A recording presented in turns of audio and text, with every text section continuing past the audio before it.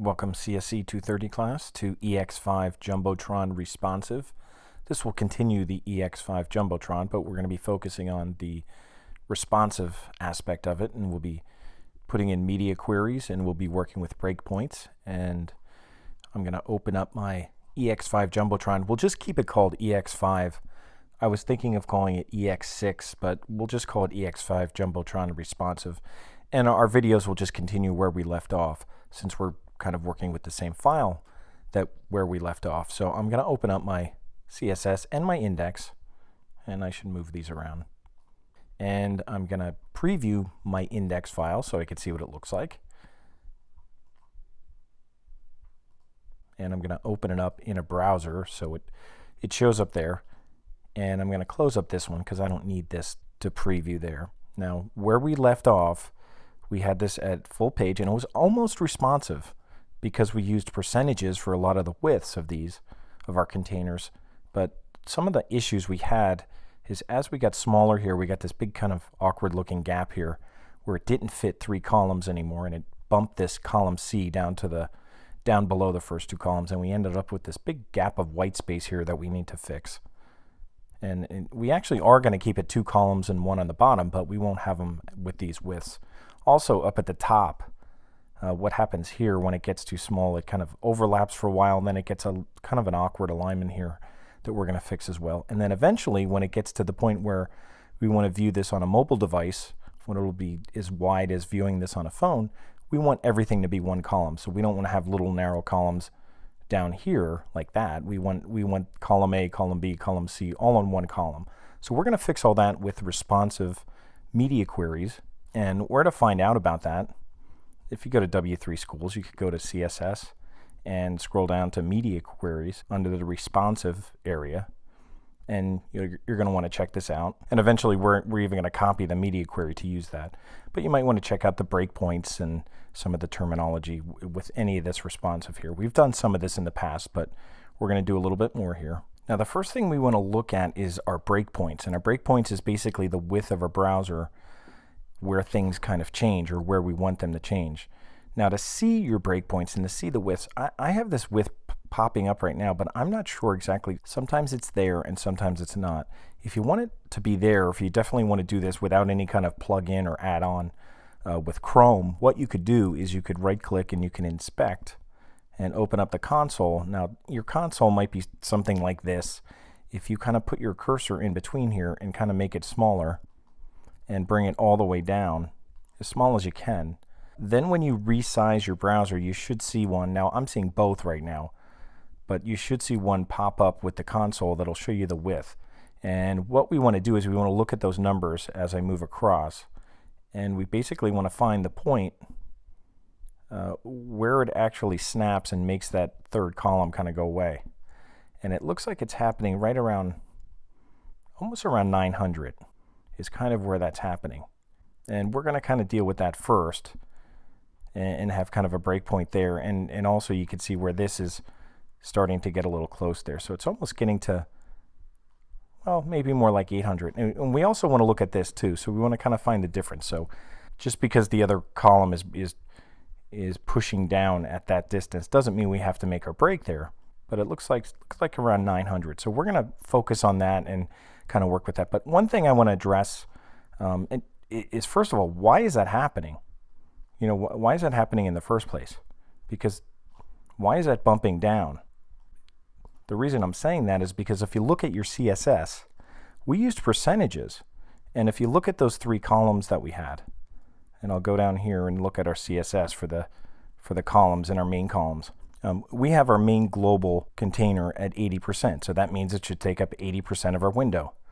If we go down and look at our columns, you can see we have them set at 30%. So there's 3 of them, so that takes up about 90%.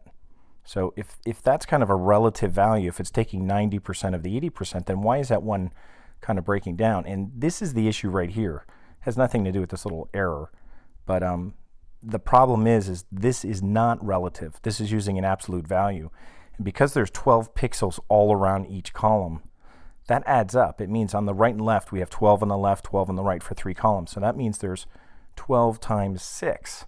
Yeah, 12 times 6. So 12 pixels times 6, because we're going to have 12 and 12 on the first column, 12 and 12 on the second, and 12 and 12 on the third. So that's 6 times 12. That's 72 pixels.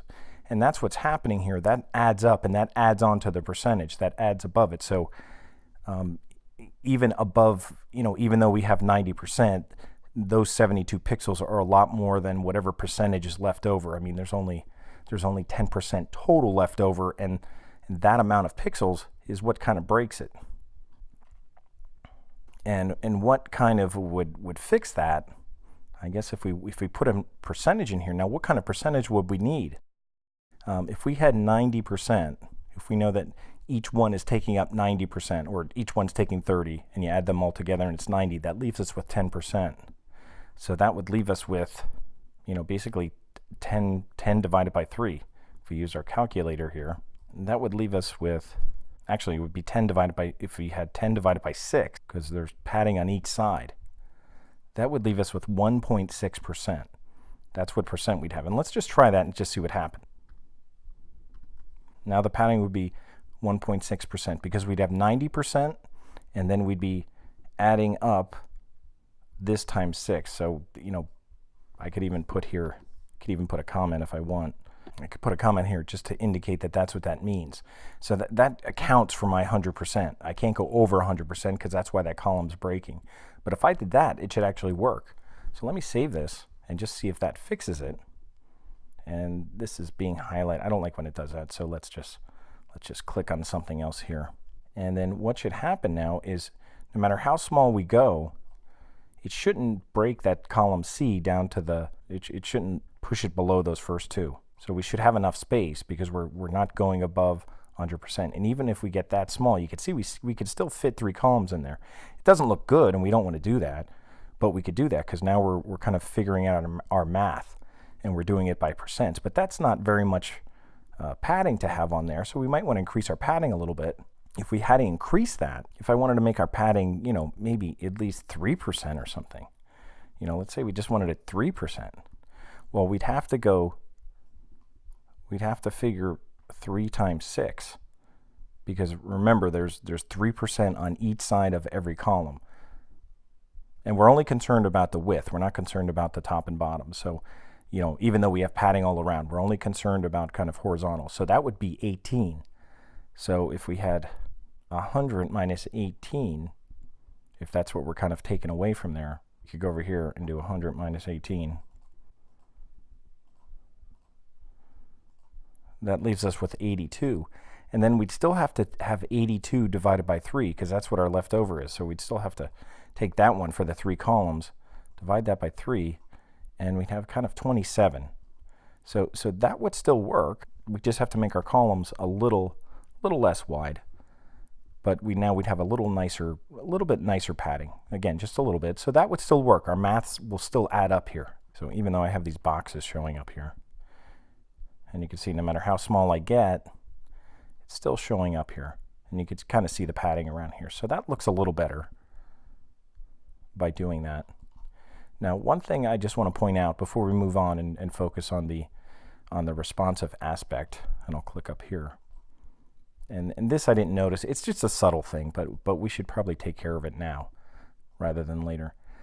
One of the things here is, with the padding around all of these columns, it creates this kind of gap here, and it kind of messes up the alignment. We have our logo, we have the welcome, and there's no reason for that to really be in there other than we put padding around here. So how would we fix that? Well, what we could do is we could just put our padding on the right side.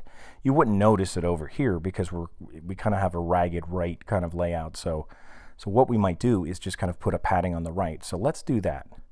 And we could do it with the same percentages we have here. We just have to make sure we don't go over. So I'll go back to my columns here, and here where I have 3%. Now remember, we want to have 3% on the right and 0 on the left.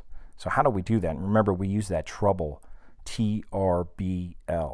So we're going to use, on the top, we're going to have 3%, because it doesn't matter what we have on the top, so we'll keep that. So we'll do 3% on the top.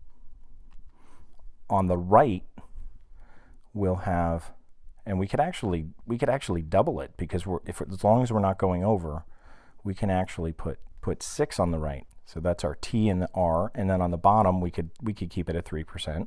And then on the left we're going to have 0. That's the L part of trouble. We're going to have 0 there. So we still have the same amount of numbers. Instead of splitting 3 and 3 between both the right and left, we're going to use all 6 on that side. So that should still work out. So let's just save this and see if that looks a little better, and I think it will.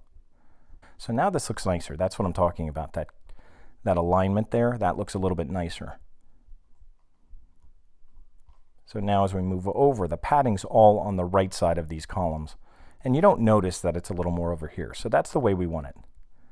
And now what we're going to do next is we're going to focus on breaking this down into 2 columns, finding our break point, and then also breaking this down so it goes right underneath it. I don't think we'll worry about the hamburger menu thing right now because it actually looks nice when it just goes underneath our company name. So we'll probably do that. So we'll continue with that with our next part, which is actually going to be, I guess, part 6, because this is part 5. But this is our responsive of our EX5 Jumbotron.